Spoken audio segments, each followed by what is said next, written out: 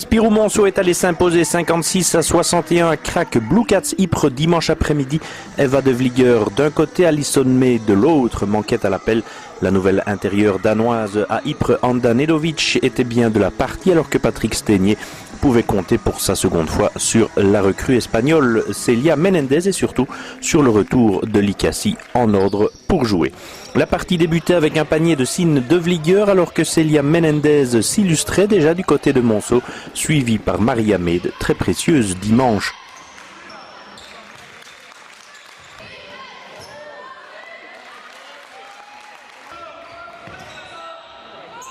Une bombe de Lynn Lentaker donnait encore le change pour les Flandriennes, mais rapidement, on aura compris que Blue Cats Ypres n'était pas trop à son affaire. Maria Mead à nouveau, puis un panier bonifié encore de Celia Menendez permettait à Spirou Monceau de prendre les commandes 5-9. Lynn Lentaker faisait bien 7-9, mais le rebond était clairement à l'avantage des filles de Patrick Stenier en première mi-temps, qui poursuivait encore avec Likassi 7-12 après 5 minutes de jeu. La jeune Sénégalaise forçait les fautes et l'écart aussi au lancer, alors qu'Anne Plasman tentait de l'autre côté de secouer un peu son équipe 9-14. Priscilla Frasanito faisait 9-16 et Ypres se faisait lui piéger 2 fois aux 24 secondes, même si Anne Plasman ensuite fixait à 11-16 à la 10e. Le second carton allait permettre à Patrick Stenier de faire jouer ses 10 joueuses. Maria Mead maintenait l'avance de son côté à 11-18. Sine de Vlieger ne ménageait pas ses efforts pour s'accrocher, mais à longue distance cette fois. Et c'est Chloé Westeling qui faisait 13-21. Il devenait dangereux pour Ypres de laisser filer son adversaire. Steph Mitova s'accrochait alors pour répondre à Celia Menendez. Ce sera 18-22. Sine de Vlieger fera même 20-23, mais il était dit que Spirou Monceau allait rester devant avec une bombe de Priscilla Frasanito, suivie ensuite d'une contre-attaque de Chloé Westeling.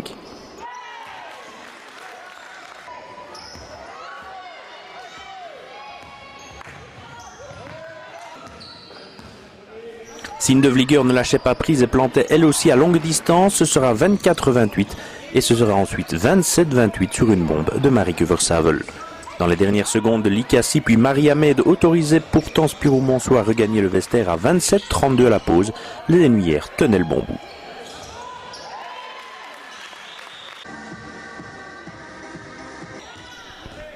Ce fut un peu meilleur du côté de Ypres à la reprise, plus présente au rebond. Les Flandriennes vont en effet revenir à hauteur de leur adversaire. Une bombe de Lynn Lentaker donnait le ton, même si Maria Mead, aussi à droite à longue distance, maintenait le même écart. Anda Nedovic trouvait enfin l'ouverture pour ses nouvelles couleurs, mais Likassi retardait l'échéance de l'autre côté.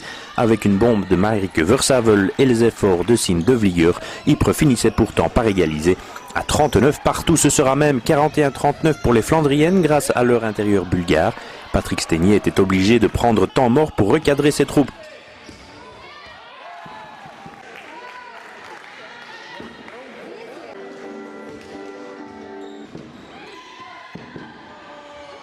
Après 5 minutes en deuxième mi-temps, Steffi Mitova faisait 43-41 et dans la foulée, Marlies Versavel portait l'avance pour les siennes à 4 points. Spirou Monceau allait cependant réagir très rapidement avec la jeune Sophie Botrio par 2 fois et par 2 fois également par Celia Menendez.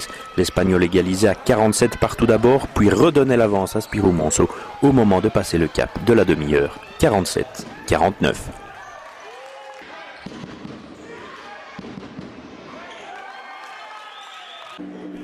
Anda Nedovic à 3 points entretiendra l'espoir dans les rangs de Blue Cats Ypres à l'entame de la dernière ligne droite, mais Likassi poursuivait son travail de sape, 50-51, et à 51 partout, le marquoir va rester bloqué pendant presque 3 minutes. Ce sera certes encore 53-53 après un panier de Marieke Versavel suivi par Likassi, mais à 4 minutes du terme, Patrick Stenier demandait de resserrer les lignes. Ypres ne marquera plus, même pas au lancer, et Priscilla Frasanito en profitera pour planter à 53-56. Maria Mead lui emboîtant le pas pour lancer définitivement Monceau vers un succès 56-61. Oui, il n'est plus la même équipe, mais propose un jeu intérieur qui, à mon sens, est meilleur que l'an dernier. Donc, ce qu'elles ont perdu sur le périmètre, elles l'ont gagné dedans et elles nous ont posé problème tout le match. Donc, on a dû essayer de trouver des solutions, des rustines. Et puis je pense que quand on a monté notre niveau d'agressivité défensive, bon, ça a suffi.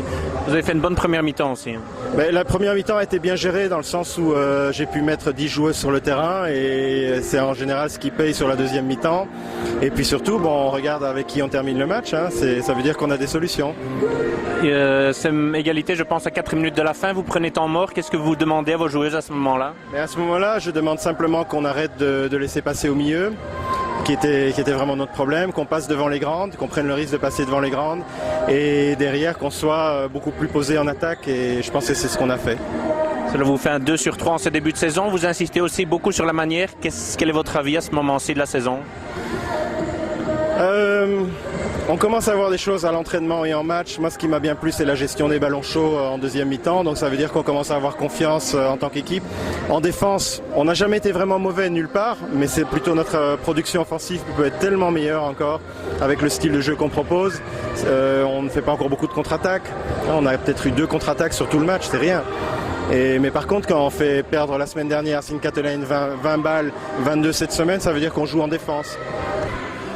Het zijn wedstrijden tegen ploegen van ons eigen niveau die we altijd moeten gaan winnen. Dat is nu al de tweede wedstrijd die we, bijvoorbeeld, ik haal maar aan de openingswedstrijd ook tegen Willebroek. Dat zijn de ploegen die we dit jaar moeten gaan kloppen. En nu voor de tweede maal slagen wij daar helemaal niet in.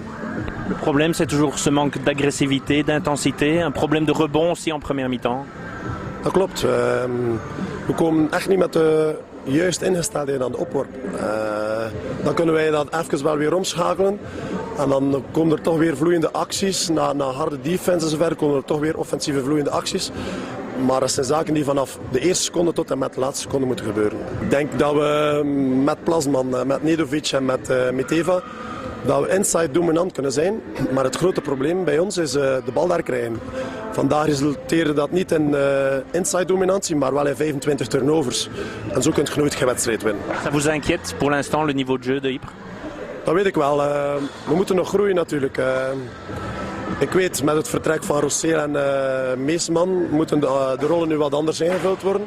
De jongere gasten zullen natuurlijk ook wel wat meer speeltijd gaan krijgen.